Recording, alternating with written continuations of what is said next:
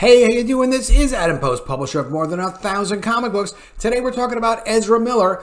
He did it. He's getting himself out of a long-term jail sentence, it looks like. Ezra Miller is pleading guilty following felony burglary charges. Now, he's going to get a plea deal, which is very good for him because if he was found guilty of what he's being charged with, he'd be doing more than 20 years in prison. It's really actually quite serious, and that's not even probably all the things that are pending against him. So he's got to get this settled, but this matter he's pretty much got settled. Let's get into this article from the Direct.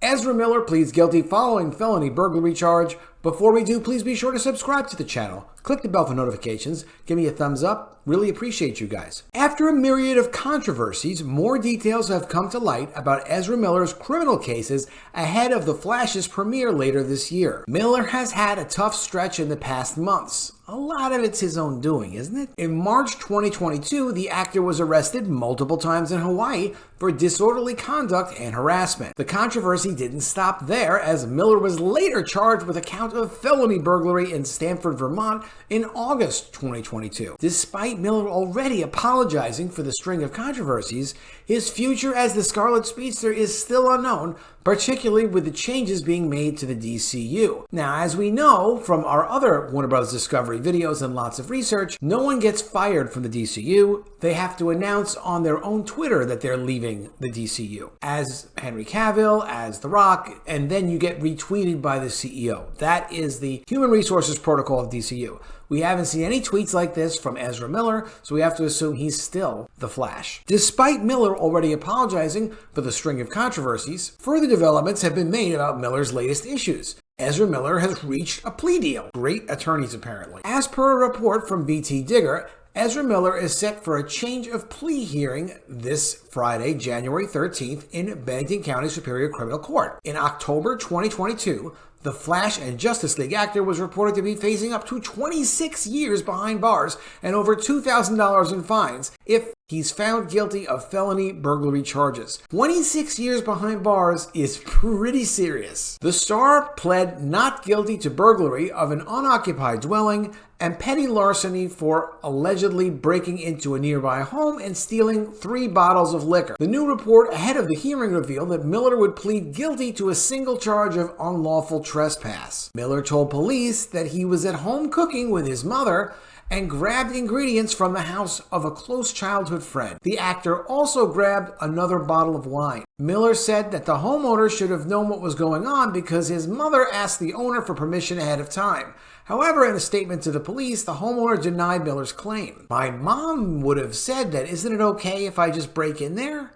No, that they would not have pressed charges, Ezra, if it was okay for you to break in there. They would have said, oh, you, don't do that anymore. Under the plea agreement, the original 2 charges, a felony count of burglary into an occupied dwelling and a minor change of petty larceny. As part of the plea deal, the actor is expected to receive a sentence of 89 to 90 days in jail. That's an unusual range. All suspended, and will be placed on probation for a year. He will also be fined $500 and $192 in surcharges. He's not going to jail at all then. Will Ezra Miller's plea deal affect The Flash?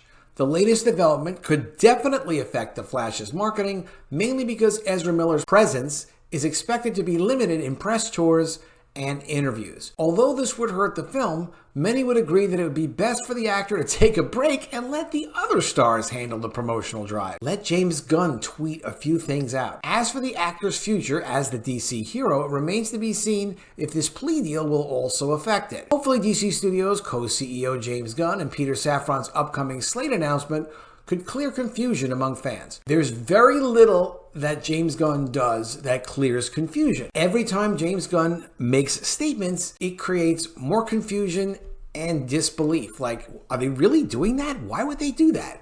Of course, the statements are just sometimes one-word answers on Twitter, so no one can kind of really follow that. A lot of people have said, and let me know what you think please in the comments below, that Ezra Miller should not be involved with The Flash.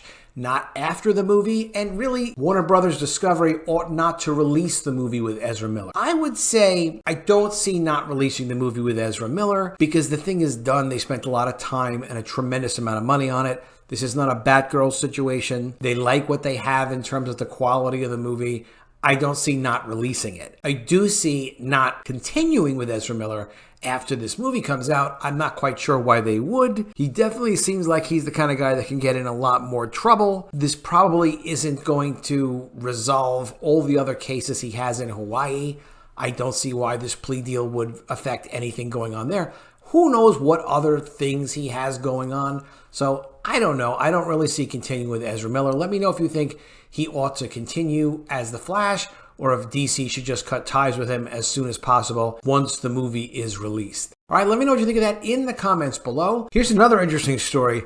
Doctor Who fans are freaking out because they know Disney is about to ruin Doctor Who for them. Now, Doctor Who has already been ruined for a lot of people that love Doctor Who. They already did their woke versions of it, but not the Disney woke version yet. Here's the article. Disney money already ruining Doctor Who. Whovians worry Doctor Who could undergo Disneyification, similar to what's happened to Marvel and Star Wars. It was recently announced that starting in the fall of 2023, Doctor Who will be streaming exclusively on Disney Plus internationally. Additionally, the streaming service will reportedly increase the sci-fi show's per episode budget from £1 to £3 million to around £10 million, which will definitely lead to more ambitious storylines and improved special effects. While being excited about the benefits Doctor Who will get from the BBC's deal with Disney Plus, fans wonder whether they should be concerned about how the deal might impact the overall direction of their beloved show. The news that Disney is partnering with the BBC to help fund the production of Doctor Who reminded many Whovians about the company's involvement with other franchises such as Marvel and Star Wars. Despite assurances that Disney would not interfere with creative decisions,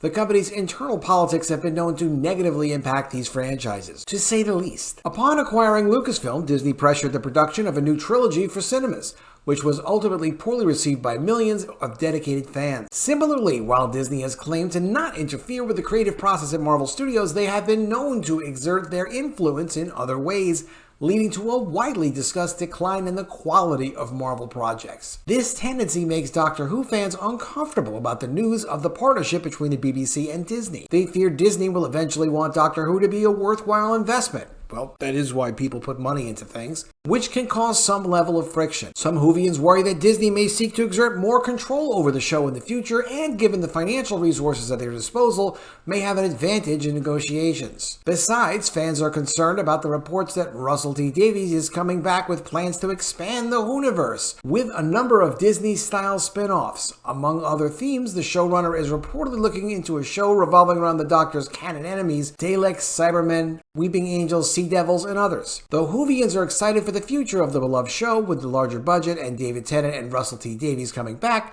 the majority would rather take some time to ensure that the showrunner's return results in the improvement of the main show's quality before starting rolling out endless spin-offs. After all, such a policy did not go well for other big franchises. Well, do you think that Disney might be ruining Doctor Who? I think Doctor Who's already ruined, isn't it? But is Disney going to make it worse and more ridiculous? Do you want this to happen to Doctor Who, or are you against that? Let me know in the comments below. Always love to see what you guys have to say. Please be sure you're subscribed to the channel. Click the bell for notifications, give it a thumbs up, and I'll see you again soon with another video. And if I don't see you, I will miss you.